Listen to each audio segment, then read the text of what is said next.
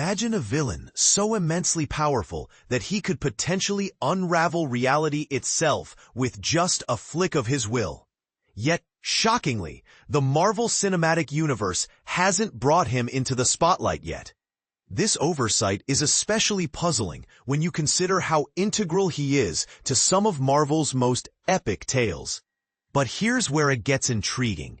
With Robert Downey Jr. stepping in as Doctor Doom in upcoming films like Avengers Doomsday and Avengers Doomsday. Secret Wars, fans might expect a parade of classic foes to follow.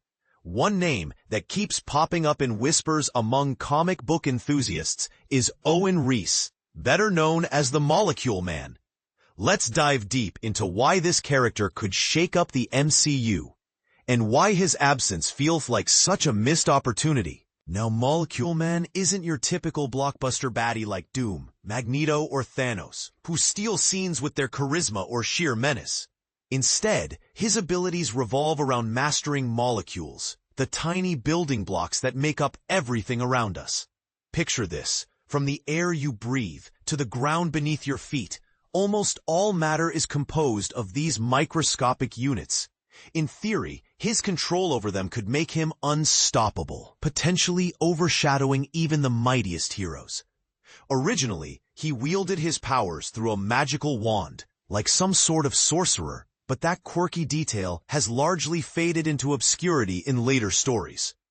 And this is the part most people miss. His origin story isn't just about power.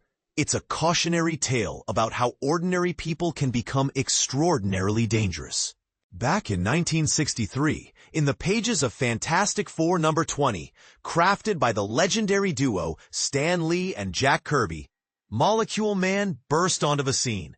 He started as a nameless factory worker, transformed by a catastrophic nuclear accident that granted him godlike abilities. The narrative brilliantly highlights the stark contrast between his humble beginnings and his newfound, terrifying potential. So alarming that Uatu the Watcher, a cosmic being sworn to impartial observation, actually intervenes for the first time ever to aid the Fantastic Four. For beginners wondering what molecules really are, think of them as the fundamental Lego blocks of chemistry. Organic ones form living things, like plants and animals, while inorganic ones make up non-living materials, like rocks and metals. This issue cleverly educates young readers, turning a superhero battle into a mini science lesson. In that debut, Molecule Man dominates the Fantastic Four initially, but Reed Richards cleverly exploits a weakness. He can only manipulate inorganic molecules. Thanks to this smart strategy, the heroes prevail, and Uatu whisks the villain away into custody. Surprisingly, Lee and Kirby didn't bring him back for more Fantastic Four adventures, and he's only resurfaced sporadically since. But fate smiled on him in 1984 with the groundbreaking Secret Wars miniseries, penned by then Editor-in-Chief Jim Shooter and illustrated by Bob Zeck and Howard Layton. This event whisked Earth's superheroes and villains to a bizarre realm called Battleworld, orchestrated by the enigmatic Beyonder, a being of near limitless power. Molecule Man's ties to the Beyonder catapulted him into a starring role in Jonathan Hickman's ambitious Avengers and New Avengers series from 2015, which essentially reimagined Secret Wars. It's anyone's guess how the upcoming MCU film will adapt this. Will it lean more toward Shooter's original or Hickman's twist? And crucially, will there be room for Molecule Man amidst the chaos?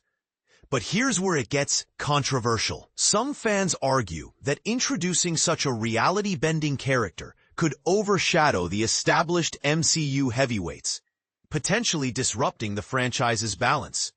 Is it worth risking the status quo for a deep-cut villain? Delving deeper, Molecule Man is absolutely essential to every iteration of Marvel's Secret Wars saga. Just before the 1984 event, Jim Shooter featured him as the antagonist in a two-part Avengers tale, issues number 215 to 216, where we learn his full name, Owen Reece. The cover boldly proclaims him as infinitely powerful and totally mad. And the story delivers. Inspired by the Silver Surfer's harrowing accounts of the planet-devouring Galactus, Reece attempts to obliterate Earth itself.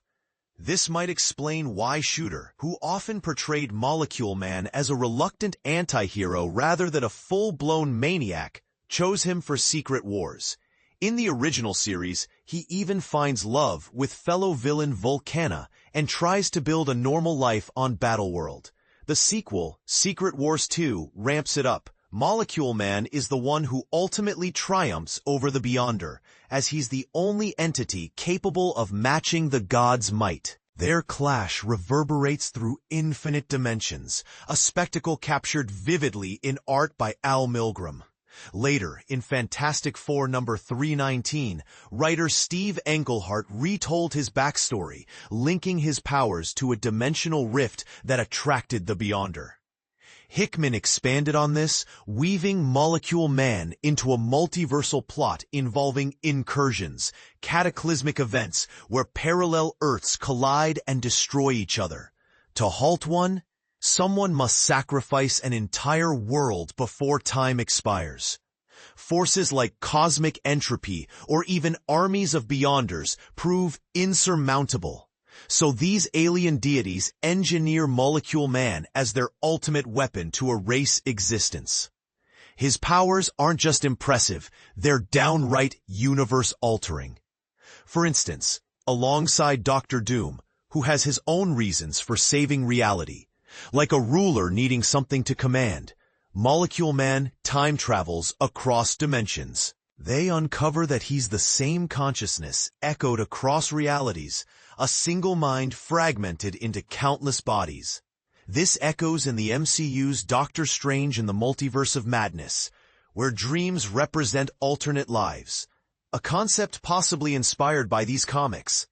The multiverse offers endless variations, like worlds where Doom is the hero and Reed Richards the villain. But Molecule Man remains identical, because the Beyonders crafted him as a living bomb. When all versions of him explode simultaneously, the entire multiverse goes with them.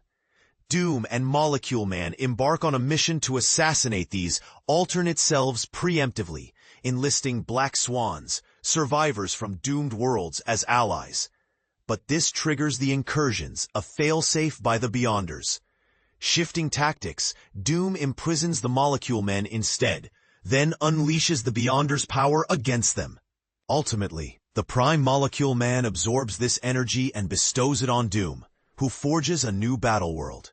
Yet when Doom falters in Secret Wars number 9, Molecule Man transfers the power to Reed Richards, who, with his family, restores the multiverse. Molecule Man once boasted he's the most powerful being who ever lived, and subsequent tales prove it wasn't just villainous bravado. Will the MCU embrace this, or leave him in the shadows? What do you think? Does the MCU need Molecule Man to elevate its storytelling, or would he complicate things too much? And here's a controversial twist. Perhaps portraying him as a tragic figure rather than a pure villain could add depth, challenging our views on power and redemption. Share your thoughts in the comments. Agree, disagree, or suggest how he'd fit into the Avengers world.